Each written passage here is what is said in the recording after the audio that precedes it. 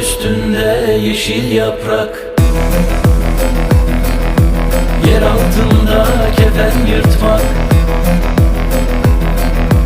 Yastığımız kara toprak, o da bizi atar bir gün. O da bizi atar bir gün. O da bizi atar bir gün.